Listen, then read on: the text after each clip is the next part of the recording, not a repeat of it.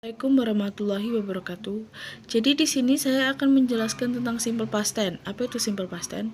Kejadian ini udah terjadi, udah pernah kita lalui, dan itu kejadiannya udah di masa lalu. Masa lalu itu bukan berarti hanya sekitar 1 tahun yang lalu atau berapa bulan yang lalu. 1 detik yang lalu pun itu termasuk kejadian di masa lalu. Nah, waktunya itu harus disebutkan secara spesifik. Waktunya gimana spesifiknya? Contohnya ada di sini. Nah, ada yesterday itu kemarin, boleh. Pakai last week, boleh. Last week itu artinya minggu lalu, Week itu minggu lalu. Ada di tahun 1987, boleh pakai gitu. Atau in 1999 atau di tahun 1999, atau selain itu bisa pakai 2 years ago, 2 tahun yang lalu. Sama ya, last sama ago itu sama aja. Atau this morning, nah bisa kan pagi ini. Kalau kejadiannya itu pas kamu ceritain di malam hari atau di sore hari itu udah bisa jadi simple past tense, atau karena kejadiannya sudah di masa lalu. Rumusnya ada 2. Yang pertama itu bisa memakai subjek, verb 2 dan objek. Kemudian itu untuk bentuk positifnya. Untuk bentuk negatifnya, subjek, did not, verb 1 dan objek. Ingat ya, kalau sudah bentuk negatif, verb 2-nya menjadi verb 1 karena di sini sudah memakai did.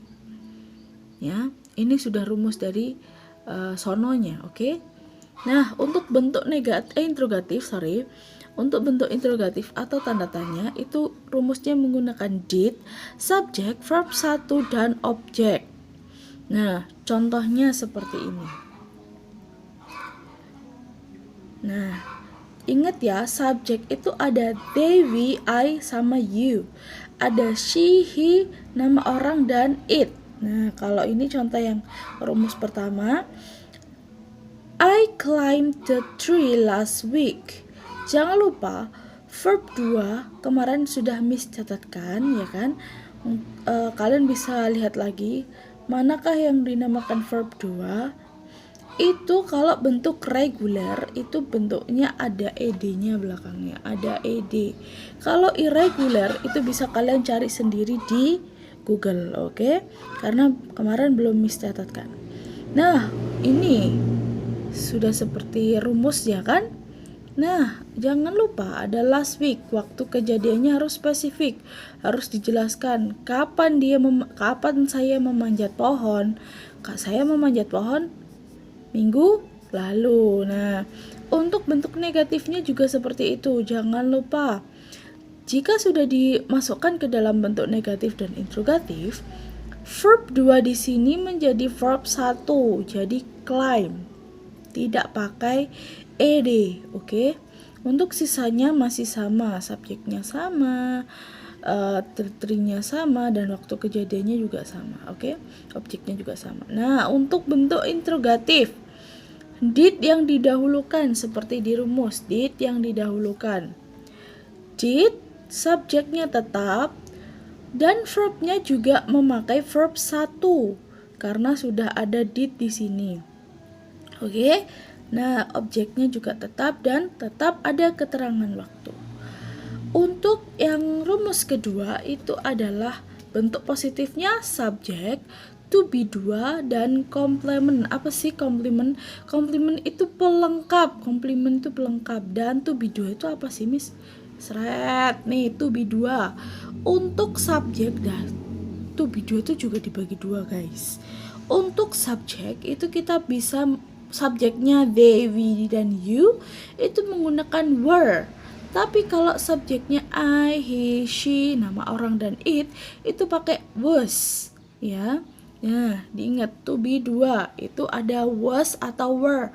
Tergantung dia untuk subjek siapa. Subjek they, we, you dia pakai were, I, he, she, it, dan nama orang dia pakai was.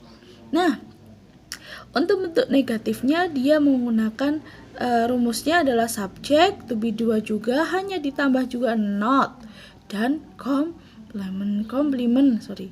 komplement pelengkap. Dan untuk bentuk interrogatifnya dia menggunakan to be 2, subjek dan komplement. Komplement tadi apa? Pelengkap. Oke, subjek diingat-ingat ada apa? Ada they, we, I, you, she, he, it, nama orang. Oke. Nah, ini contohnya. He was sick yesterday. Jadi pelengkapnya itu bisa kalian contohnya di sini adalah sick yesterday. Juga harus ada keterangan waktu yang spesifik. Di sini Miss contohnya adalah dia sakit kemarin. Nah, was ini menyatakan bentuk lampaunya atau yang tadi to be-nya ini ya. Nah, untuk bentuk negatifnya kalau di sini tuh nggak pakai verb ya. Langsung kalau sudah ada to be langsung dia pelengkap. Ya, pelengkap ini kalian bisa cari apa aja sih pelengkap di sini. Contohnya Miss pakai sick. Kalau contoh lain bisa pakai angry, bisa pakai absent dan lain sebagainya. Kemudian untuk bentuk negatifnya he was not ya. Ingat tadi setelah to be ada not. Dan saya pakai subjek he. Jadi kalau he di sini to be-nya menggunakan was ya. Nah, sick yesterday sama. Untuk bentuk interrogatifnya juga was-nya didahulukan karena dia to be dulu.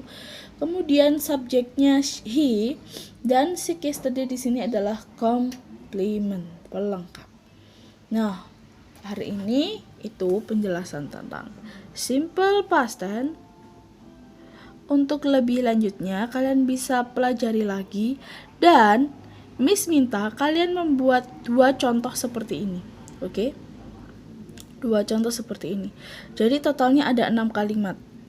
1, 2, 3, 4, 5, 6. Dan jangan lupa ya, kalimat pertama di dalam bentuk positifnya, di dalam bentuk positifnya, negatif dan interrogatif itu masih sama. Jadi kalian tidak usah bingung. Tinggal kalian buat saja satu soal seperti ini, maksudnya satu contoh seperti ini. Selain claim, nah subjeknya juga bisa pakai yang lain. Dan untuk bentuk negatif dan interrogatifnya itu masih sama sambungannya. Ini kan dicontoh aja sama kan?